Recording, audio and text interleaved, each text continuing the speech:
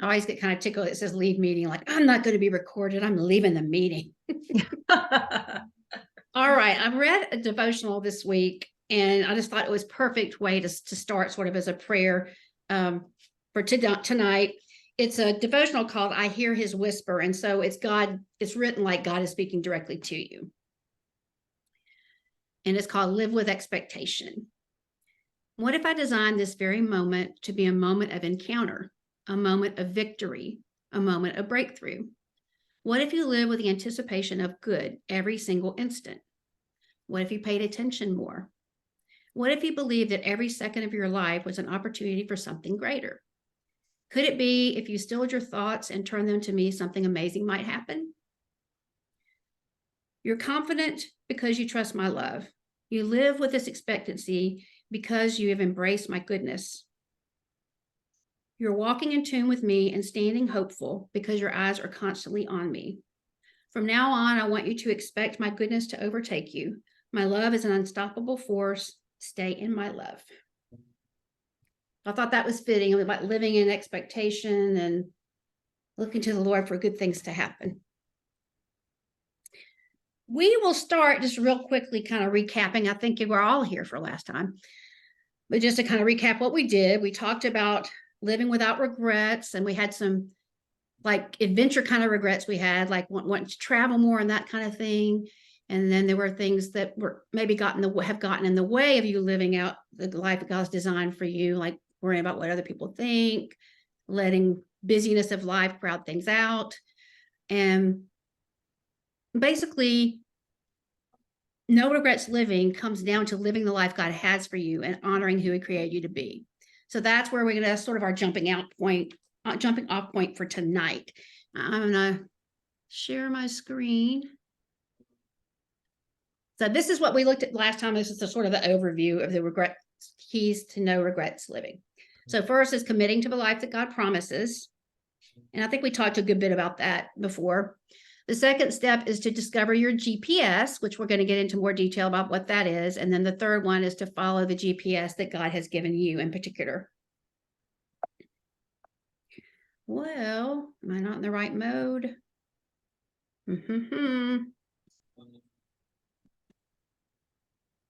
There. Okay, so tonight we're going to focus on gifts. So I think I did briefly tell you about the GPS, but just to kind of ground us in it. So G stands for gifts. That's what we're going to focus on tonight.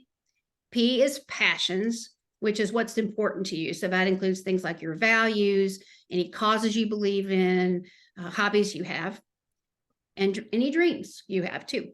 And then shaping experiences. We all have positive and negative experiences where people, places, different things have been important to us, both positive and negative, and we're going to get into that next week.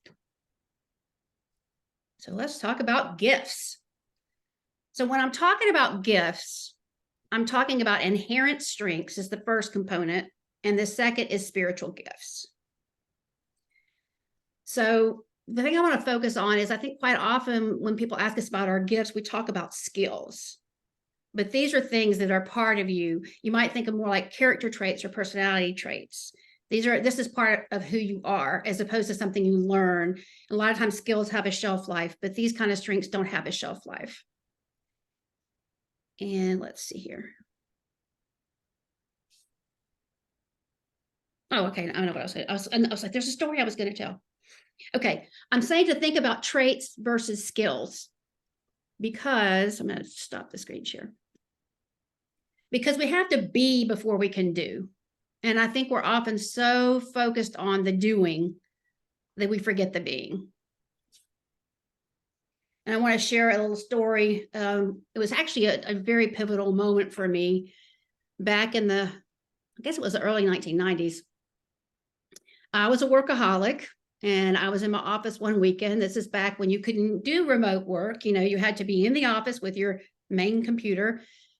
And it was a gorgeous day. And I looked outside and I was mad. I was really mad. I was like, where is everybody else? You know, my friends were out, they were floating on the Chattahoochee, and I was stuck in the office again.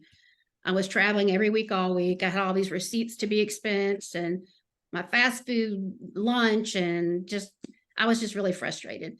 And so I pretty much was like a God, like, where is everybody else? Why are they not here? And it was one of the closest things to audible voice from God I've ever had. I haven't had that audible voice, but it was really close to it. And I was like, why aren't they here? Because they chose not to be. It was like God said, well, they chose not to be. And it sounds so obvious now when I look back, but it's like I thought I didn't have a choice. I was always the consummate performer, work hard, get the job done, be the best. Work hard, get the job done, be the best. And so I was so driven. And I felt a little bit like a cliche because I kind of climbed the corporate ladder and was like, okay, is this all there is? And it took me a good probably year. I had some counseling and went to a career consultant. And in the process of that, I started really focusing on who God created me to be, like specific traits and things. And he was like, you don't have to perform. Even if you never achieved another thing, I'm happy with you. And so that's when I really started focusing on traits as opposed to performing.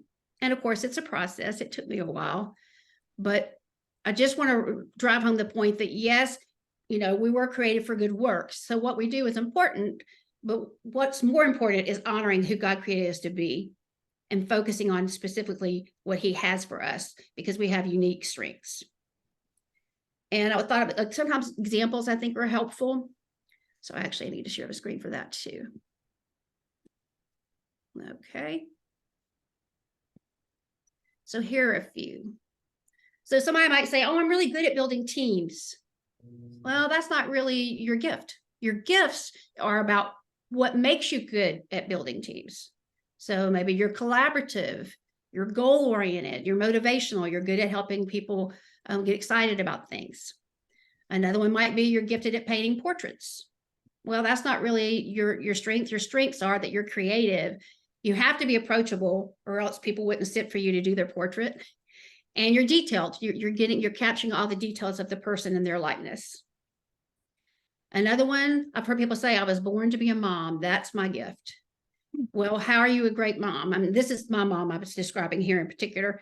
She's very nurturing and she was fun, but she also was responsible. She's not going to let us run out the street and what have you, but she was very nurturing and fun. And my dad was not. So she was sort of the saving grace.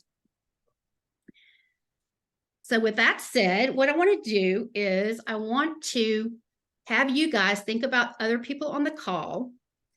And I want you to, if you were going to introduce them to someone that they didn't know, just sit with this for a minute and then I'll give you more instruction. But just if you're going to describe them to someone who didn't know them, what are a couple of adjectives you might use?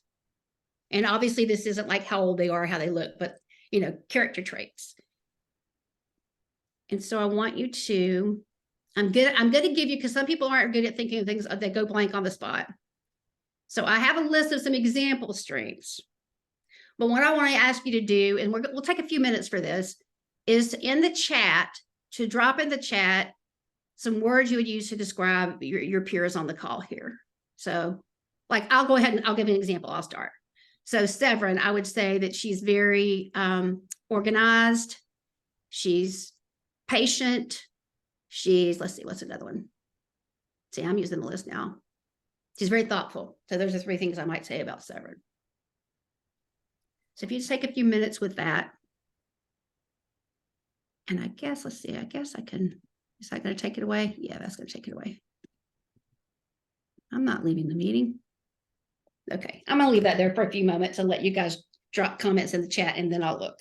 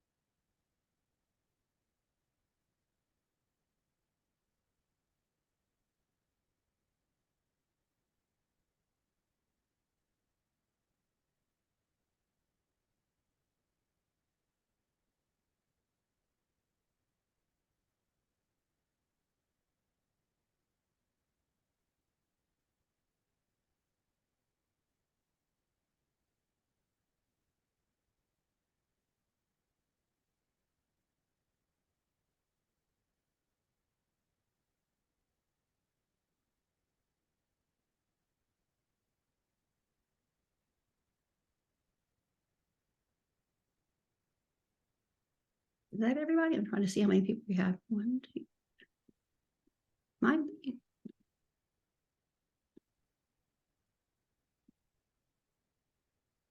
All right.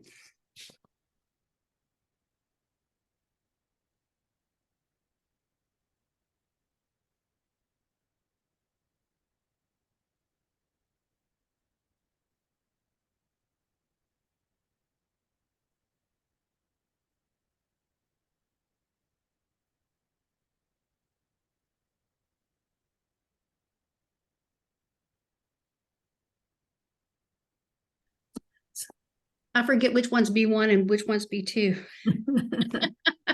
But you know, so that's what counts. Brunette is B1. B1 is red, B2 is black shirt. All right.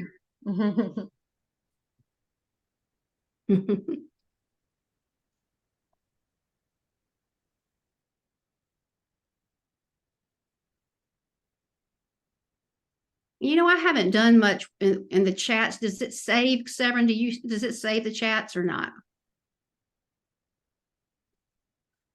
Oops, I can't hear you. There is a way to save the chat, but I'm not sure how to do that. Anybody know? Yeah, if you go down to the bottom, there's 3 dots. Uh-huh. You click the 3 dots, you should see the Save Chat Okay. button. And Okay. it puts it in your Zoom folder on your computer. So if you save it and then you go find your Zoom folder, it may open the folder and it'll be in there. Saves it as a text file. So can we all save it or only the person that's Nope, hosting? Anybody can save it. Okay, cool. All right, I'm gonna save it then. We may not have covered everybody, but I think we got at least a comment or two from me about each person. All right, so spend a few moments looking specifically at yours, and you might want to jot those down or save it like we did.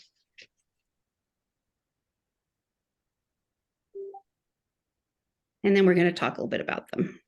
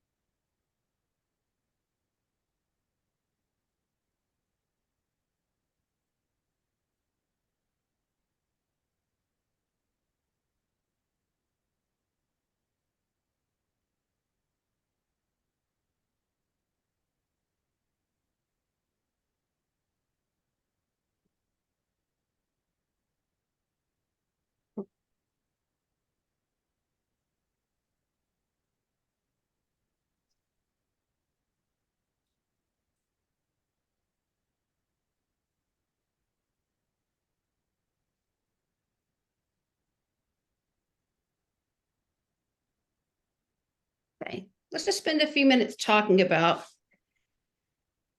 what you thought about what people had to say about you. Were there any surprises about anything that people said in the chat?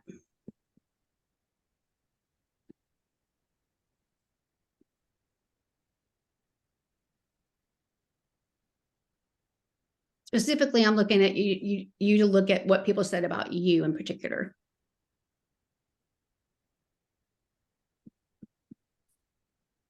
I wasn't surprised. Were you guys? I was only surprised about the adventurous part because compared to my husband, I feel very boring. Not at all. Just being able to live with a guy like that makes you adventurous, or maybe. Amen, sister. Well, it would be interesting though to hear who said that Laura was adventurous and what made you say that. I did, because we went down and spent time with them, had a great time, and they went out to eat. And she just, whatever we want to do, she's up for it. You know, I say, well, let's try this. Sure, let's do that. Sure. And it doesn't matter if it makes sense, or it doesn't have to be skydiving off the mountaintop like her husband does, or not skydiving, but what is it, wind Wingsuit. sailing, windsurfing, what do they call that thing? Anyway, you're in a stupid Wingsuit costume and you're gonna jump off a mountain. So, uh, and she's just, yeah, she's just easy to work with, to try new things. Cool. Thank you. So I'd love to hear from a few of you, just one of the traits that was mentioned that you particularly appreciate about yourself. And the reason I'm saying that is I think quite often, I mentioned this in the last call, I believe too, we devalue our gifts and our strengths because they're so natural to us, that are part of us. And we just think, oh, what's the big deal? Like everybody can do it. So I want you to have an appreciation for what people had to say about you. So I'd love to hear from a few of you. What's one of the characteristics that was typed in the chat that you really enjoy using?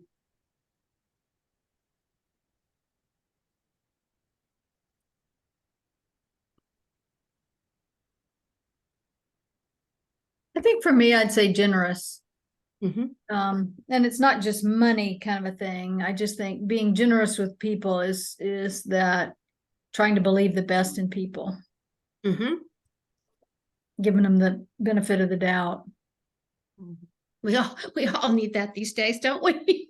Yeah, I need. Yes. And I like that you recognize that, because a lot of times when you hear generous, you automatically think of giving things, which is giving tangible objects, which is great, but it's about a lot more than that. It's giving of yourself, giving people grace, giving. I like that. Somebody else. What was your question, Carla? Well, what's one of the traits that people said about you in the chat that you particularly enjoy using? Like an example for me would be people say that I'm encouraging. And I really like that particular trait. And I try to be conscious of being encouraging.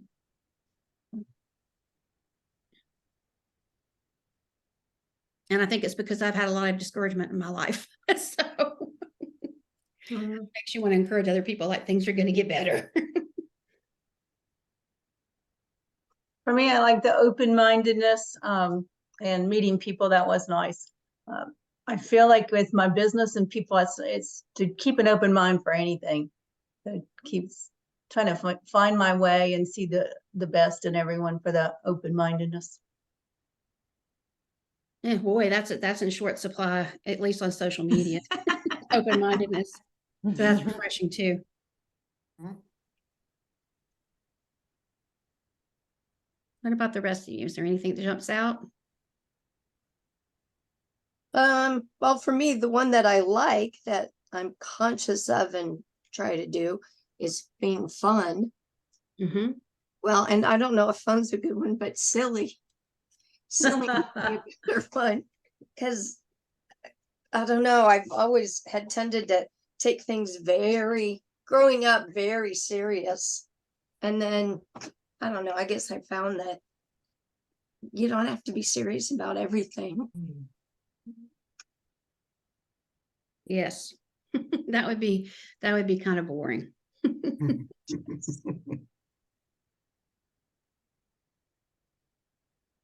Anybody else want to share that before we move on?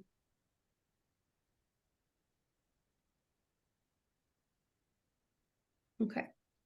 I have another question. I'd love to hear from each of you on this one. And this might seem like a weird question, but it fits. You'll see where I'm going. What I'd like to hear from each of you. What did you want to be when you grew up? When you were a kid, what did you want to be when you grew up? And just like a little bit about why. And again, I'll give myself as an example. I wanted to be either an actress or a dancer. And I think part of it, honestly, was, I was a kid and I liked attention. So it's the roar of the crowd or whatever. But there's more to it than that. I really enjoy entertaining people. I enjoy being challenged. I took dance lessons. I never took acting lessons, but I took dance lessons and I really enjoyed being challenged. And I would always be so nervous, but the second I got on the stage, I would just have so much fun. And so that's what I wanted to do. And now you're on a different kind of stage. Yeah. Now you're on a different kind of stage. Yes, that's right. Yes.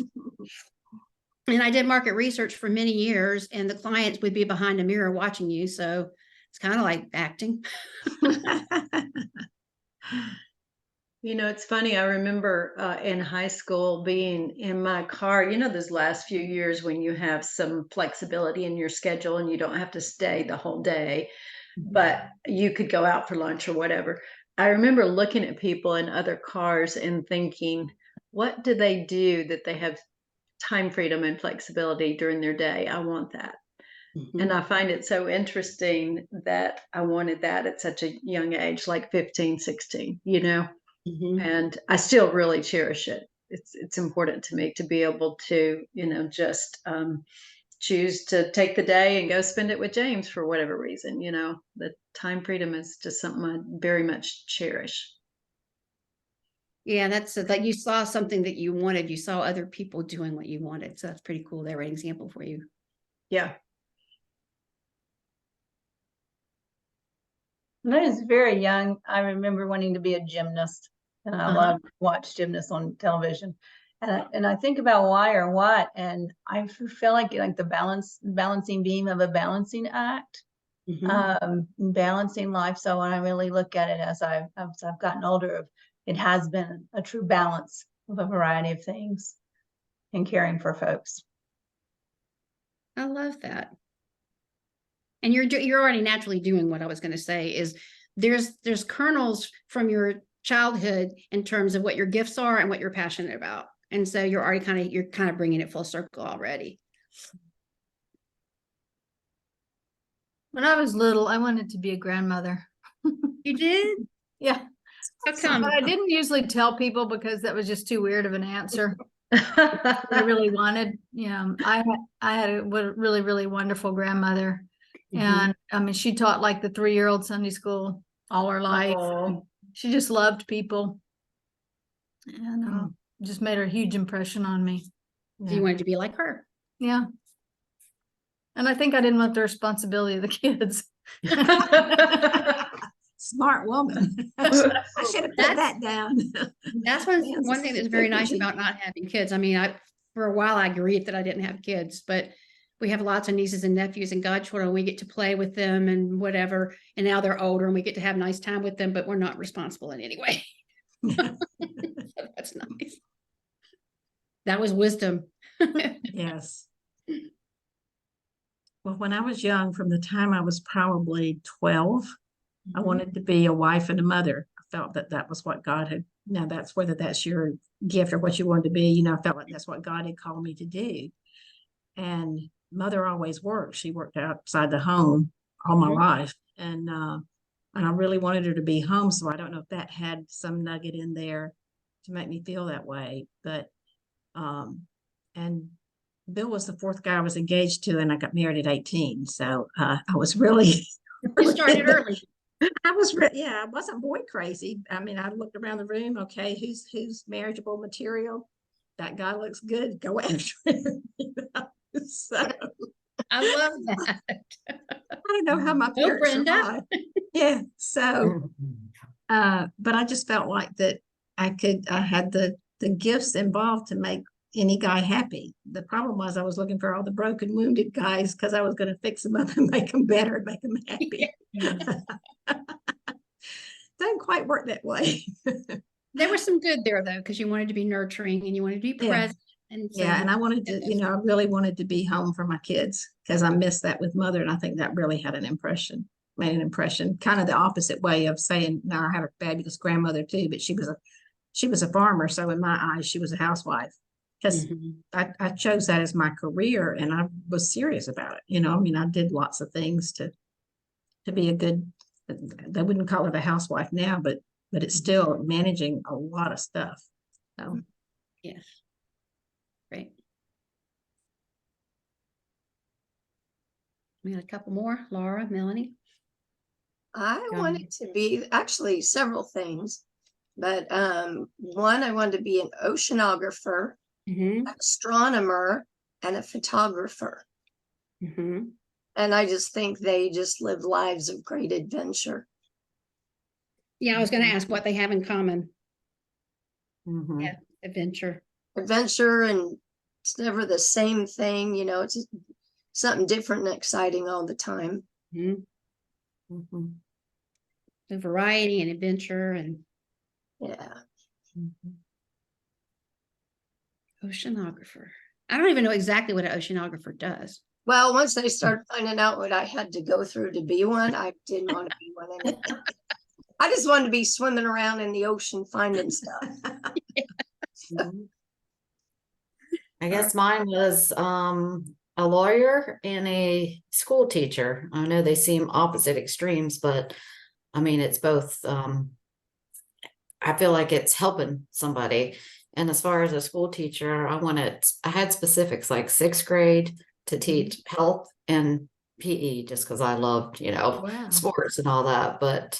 And I thought that was just my 6th grade year, I think was my most influential years for like people and teachers and, had the most impression on me. So I always wanted to, you know, guide and lead and help somebody starting out young. So And it's interesting that health was important to you all the way back then. And then what you're doing right now is Yeah. really about health. It's amazing. yeah, I'd have my PhD by now if I just would have studied formally all those years because I had read things nonstop from the time I was young all the way up till I still do. I get obsessed. So what sports or what did you do when you were young for your health? I actually was a swimmer and I went to the Junior Olympics swim Wow. team and I was gymnastics. I mean, I could do back handsprings on balance beam and I Wow. actually taught gymnastics for a little bit too. So, and I just played, I mean, all the way through my work years, I played like co-ed softball, volleyball, so didn't matter. All right, I'm really impressed with that because I'm not the most coordinated. I could dance, I took dance lessons, but any kind of eye-hand coordinated and team sports, no. So that's impressive. Well, I didn't say I was always the best, but I tried the hardest, All right. Well, I would love to just keep talking about this, but I'm conscious of time, so I want to move on to our next section. My goal in talking with you each time I talk with you is just to get you thinking about these things.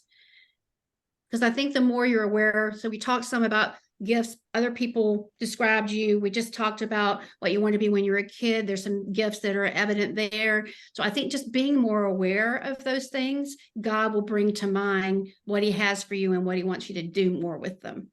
So at this point, I want to shift and talk about spiritual gifts.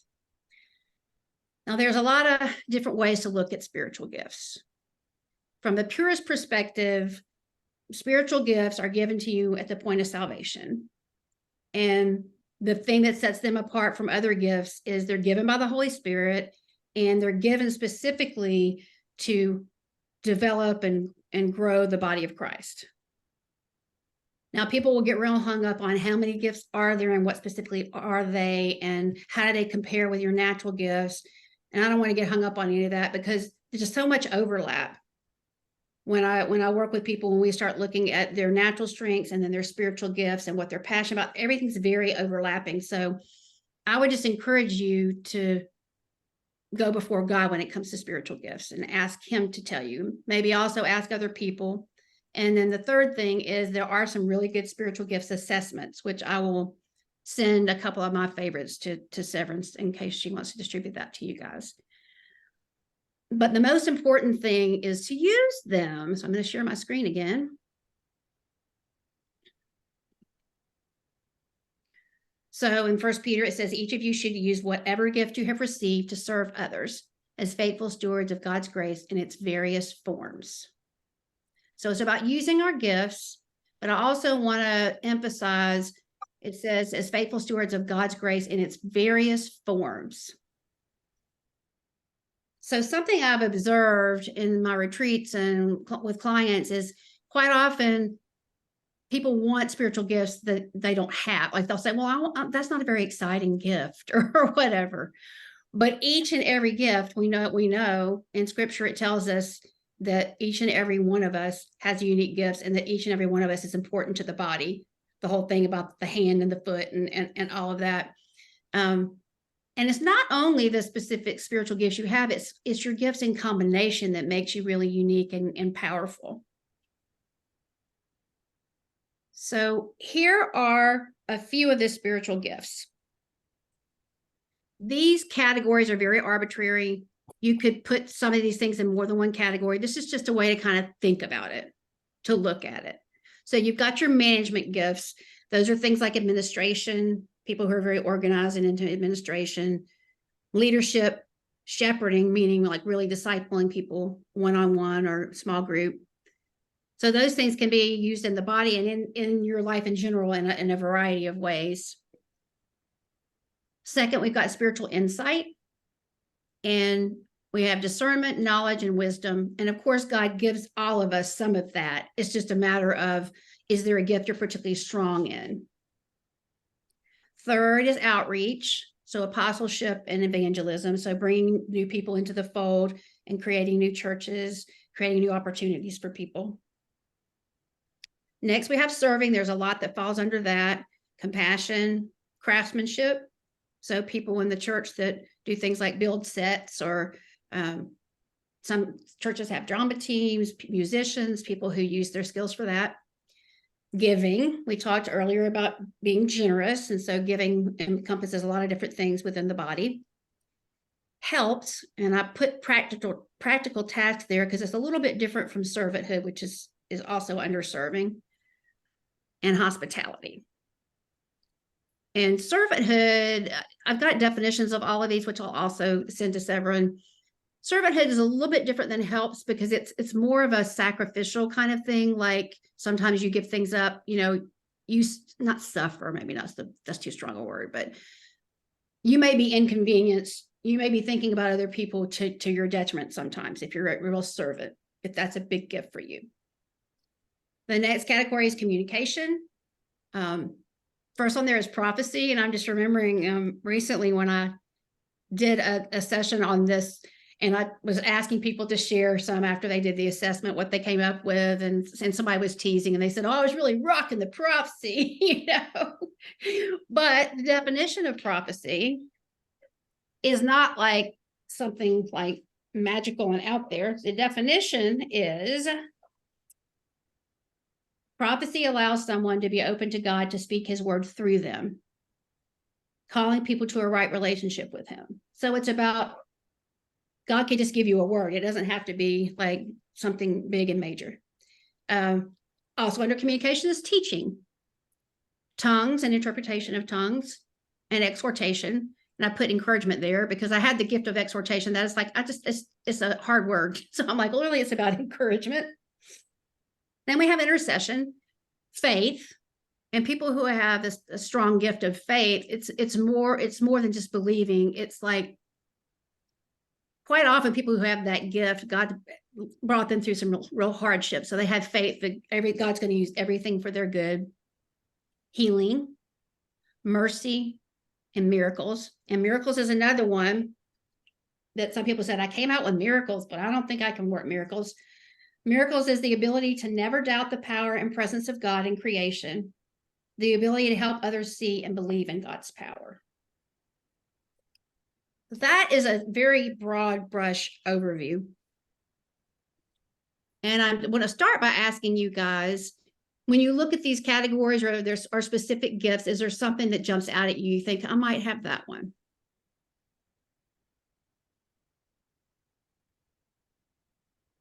Our church has been in a Wednesday night thing, and we did that at the beginning. Mhm. And mine came out, the first thing was shepherding, and the second was serving, and then was giving.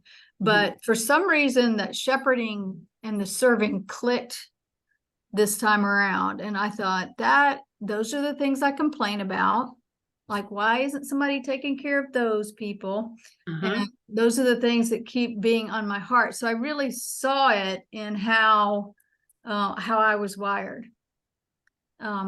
So I've been sort of thinking about that, and then I think about it in terms of with Juice Plus and thinking, why don't I bring that more into my team, that shepherding?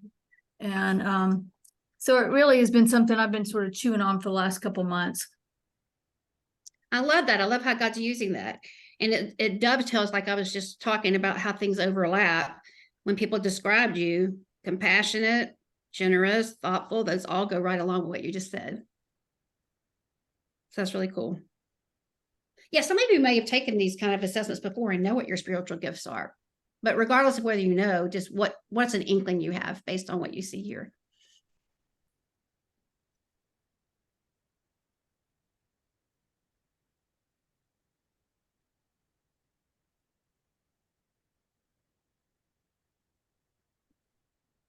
Well, I think what Lynn said, has me thinking now, because I like the idea of, to me, shepherding, I wasn't thinking of it as far as caring for the flock, even though that's what it meant, in in the whole scheme of things. So I worry about the people that are left out, that aren't cared for, that, nobody's talking to. So on Sunday morning, I find somebody that's sitting there by themselves and I go talk to them.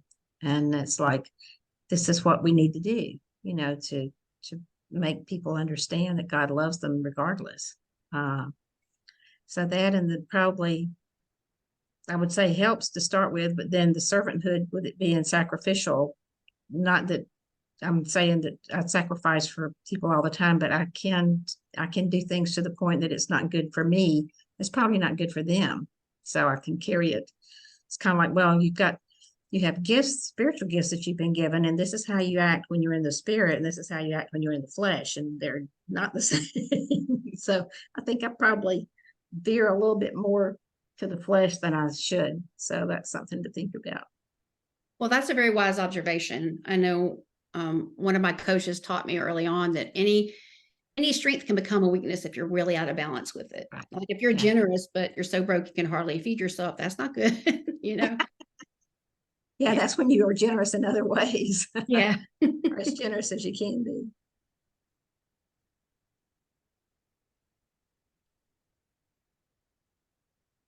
Any other inklings there?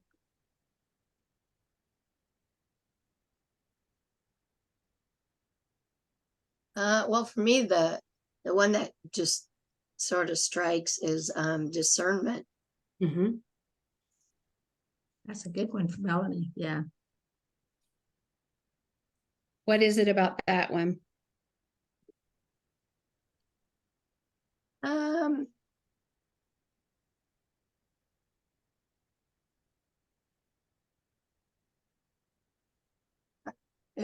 I don't know. It's something that I think I've always had, Mhm. and I guess I want to say like I just know stuff, Mhm. but I think everybody knows it, so I never say anything about it. But Sounds like something to be aware of. That's good. Yeah.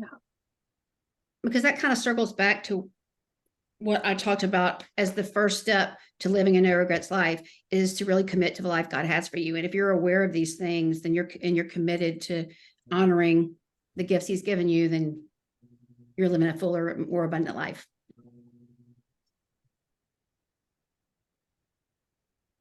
Severin, I know you've done a lot of work around this.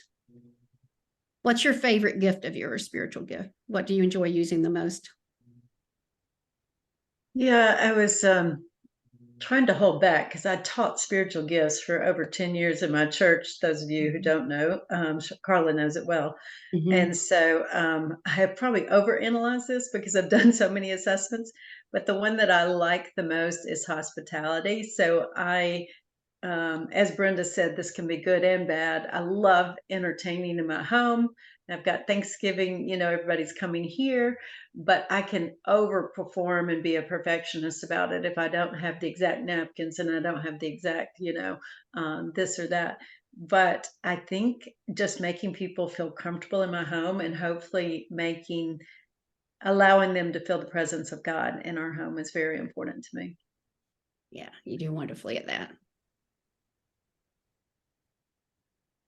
All right, we're coming down the home stretch. Mine, I would believe it's miracles and compassion. And just really the believe in miracles, that anything's possible. Mm-hmm. That's wonderful, especially in this day and age. Kind of people have gotten kind of cynical. That's great. Laura, is anything jumping out at you? I don't know. I thought knowledge, but then I'm like, if there's something between like helping and servanthood, Mhm. somewhere in between there. I mean, That makes know. sense because you were talking about wanting to help people when you were yeah. growing up, and then obviously that's part of what all of you guys are doing with your Juice Plus businesses. Mhm. All right, so what I would like to do is just encourage you this week. My sort of challenge for you this week is to pick one gift. It can be a natural strength, a character trait. It could be a spiritual gift that you know or think you have, and just be aware of that. I would encourage you every day to just give that to the Lord and say, hey, I want to explore this more. Show me how I can more fully use this gift. And that's not just at work and not even just at home. It's everywhere you go.